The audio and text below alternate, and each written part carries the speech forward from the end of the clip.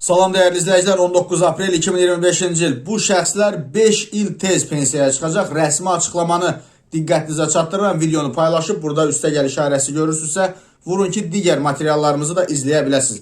Əgər şəxsin 5 və daha çox uşağı varsa və ona 8 yaşına qədər baxıb tərbiyə eləyibsə, əmək pensiyaları haqqında qanunun 8-ci maddəsinə əsasən həmin qadınların pensiya yaş həddi 5 il azaldılır. Bu barədə DSMF-nin Sosial Ödənişlər Departamentinin mütəxəssisi Pərvin Əlizadə ASTV-nin efirində bildirib və onun sözlərinə görə hazırda, yəni 2025-ci ildə qadınlar üçün pensiya yaşı 64 yaş müəyyən olunur və vətəndaş artıq 59 yaşındadırsa, ona bu yaşa görə 220 manat sosial müavinət, əgər pensiya hüququ varsa, yəni əmək pensiyası ala bilərsə, pensiya təyin olacaq. Bundan əlavə, əgər vətəndaş 5 və daha çox uşağı olan qadındırsa, yaşı 59-dan aşağıdırsa, 18 yaşına dək uşaqları varsa, 5-dən çox uşağı olan qadınlara verilən müavinət növündən əldə edə bilər.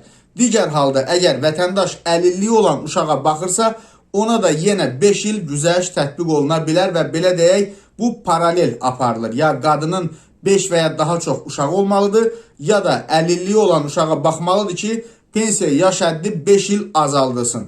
O zaman hər ikisində 59 yaş müəyyən olunur. Yəni bu il üçün söhbət gedir dəyərli izləyicilər. Əgər vətəndaş vəfat etmiş şəxsin 8 yaşına dək sağlam uşağına qulluq edirsə, onun məbləği isə 120 manat təyin edilir. Bundan əlavə əlilliyi olan uşağa qulluğa görə 100 manat məbləğində təqaüd təyin olunur.